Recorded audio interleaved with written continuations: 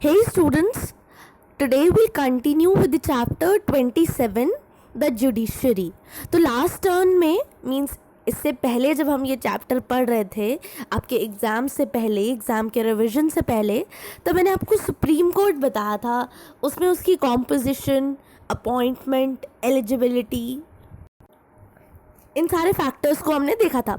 Appointment में हमने देखा था चीफ जस्टिस को प्रेसिडेंट अपॉइंट करते हैं एंड फिर चीफ जस्टिस के साथ चीफ जस्टिस की कंसल्टेंसी लेकर प्रेसिडेंट बाकी के जजेस को अपॉइंट करते हैं हाई कोर्ट के. एलिजिबिलिटी भी देखी थी हमने, इंडिया का सिटीज़न होना चाहिए, 5 इयर्स का उसे हाई कोर्ट के जज का एक्सपीरियंस होना चाहिए, या 10 इयर्स का किसी हाई कोर्ट के एडवोकेट का एक्सपीरियंस होना चाहिए, या फिर प्रेसिडेंट की ओपिनियन में कोई अलग सा उसने काम किया हो, एक डिस्टिंग्विश्ड ज्यूरिस्ट हो. टर्म हमने देखा, टर्म उसका जब भी वो अपॉइंट हो तब से 65 इयर्स की एज तक वो काम कर सकता है, मीन 65 पे वो रिटायर हो जाता है.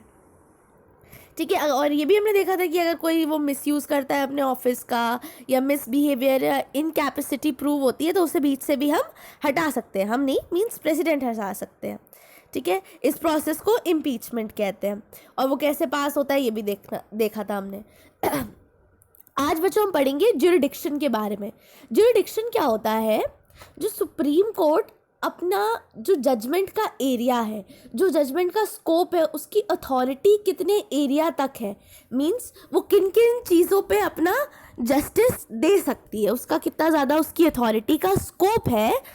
ठीक है. वो कितना ज़्यादा एनफोर्स कर सकती है लॉज, कितने अच्छे से, कितने ज़्यादा अथॉरिटी वो रख सकती है, उसको हम ज्यूरिडिक्शन कहते हैं. आपकी फॉर्मल लैंग्वेज में कहें, it refers to the scope of authority of supreme court to carry out judgments and enforce laws. ठीक है. अब क्या क्या ज्यूरिडिक्शन है इसके पास? पहले ओरिजिनल ज्यूरिडिक्शन. ओरिजिनल क्या होते हैं? जो केवल सुप्रीम कोर्ट के पास ही है, that originate in the supreme court originally, means वो सुप्रीम कोर्ट में ही उनका जन्म हुआ एंड वो वहीं के ओरिजिन के हैं. जैसे दो स्टेट्स के बीच की अगर आपसी लड़ाई है दो स्टेट्स के बीच की, तो कौन सुलझाएगा? Supreme court. इसके अलावा यूनियन गवर्नमेंट और एक या एक से ज़्यादा स्टेट्स की स्टेट गवर्नमेंट. अक्सर ऐसा होता है, फॉर एग्जांपल आप मान लो जो आपकी सेंटर पे रूलिंग पार्टी है, कोई भी मान सकते हो आप, बीजेपी मान ली, एंड किसी पर्टिकुलर स्टेट पे रूलिंग पार्टी है, कांग्रेस मान ली. तो अब union government and state government में काफ़ी डिस्प्यूट्स हो जाती हैं, तो उनको कौन सॉल्व करेगा? आपका सुप्रीम कोर्ट. फिर जो भी केसेस ऐसे होते हैं जो कॉन्स्टिट्यूशन की वायलेशन पे बेस्ड होते हैं, किसी गवर्नमेंट ने या किसी इंसान ने, किसी ऑर्गेनाइजेशन ने कॉन्स्टिट्यूशन के रूल्स को अगर डिसोबे किया, तो उसका डायरेक्ट जजमेंट कौन देगा? सुप्रीम कोर्ट देगा. इसके अलावा issue of writs of the enforcement of the fundamental right. Fundamental right के एनफोर्समेंट से रिलेटेड जो भी आपके ज्यूरिडिक्शंस है वो भी आपका सुप्रीम कोर्ट देगा. इसके बाद एपीलेट ज्यूरिडिक्शन. एपीलेट ज्यूरिडिक्शन क्या होता है? ये किसी कोर्ट का पावर होता है, वो रिव्यू कर सकता है judgment of the high courts. For example अगर आपको कोई दिक्कत हुई, आप अपने डिस्ट्रिक्ट कोर्ट में गए, वहाँ पे आपको जो भी न्याय मिला, आपको लगा वो सही नहीं है, तो आप उसके हायर कोर्ट में अपील कर सकते हो. आपने हाई कोर्ट में अपील की, वहाँ पे भी आपको सही न्याय नहीं मिला, तो आप उसके बाद सुप्रीम कोर्ट में अपील कर सकते हो. सुप्रीम कोर्ट आपकी हाईएस्ट जुडिशियल अथॉरिटी होती है.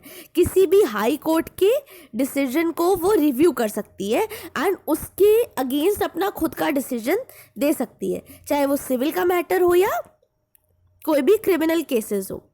ठीक है. देन एक इम्पॉर्टेंट फैक्ट, हमारा सुप्रीम कोर्ट बच्चों इनॉग्रेट हुआ था 28 जनवरी 1950 को. Justice Fatima Bibi was the first woman to be appointed to the Supreme Court in 1987. ये कुछ फैक्ट्स हैं आपको ध्यान रखने हैं. इनॉग्रेट कब हुआ था एंड फर्स्ट वुमेन कौन वहाँ पे अपॉइंट हुई थी. इस टर्न में मैं आपको कोई भी असाइनमेंट नहीं दे रही हूँ, मैं अपनी वीडियो ड्यूरेशन भी शॉर्ट रख रही हूँ. बट आज आप इसे अच्छे से देख सकते हैं, आप असाइनमेंट भी अटैम्प्ट बच्चों कर सकते हैं, इससे रिलेटेड जो भी क्वेश्चंस बन सकते हैं आप उनको लिख सकते हैं, जो भी इंपॉर्टेंट पॉइंट्स आपको लग रहे हैं वो लिख सकते हैं, बिकॉज आज आपके एग्ज़ाम्स ख़त्म हो गए हैं तो आप इसको कर सकते हैं। नेक्स्ट आप रीड करके आइएगा कावेरी वाटर डिस्प्यूट। 2 स्टेट्स के बीच में ये डिस्प्यूट है, कर्नाटका एंड तमिलनाडु के बीच में, ठीक है। इसके बारे में हम कंप्लीटली नेक्स्ट सेशन में पढ़ेंगे, बट आप इसको अच्छे से रीड करके ज़रूर आइएगा। Thank you children.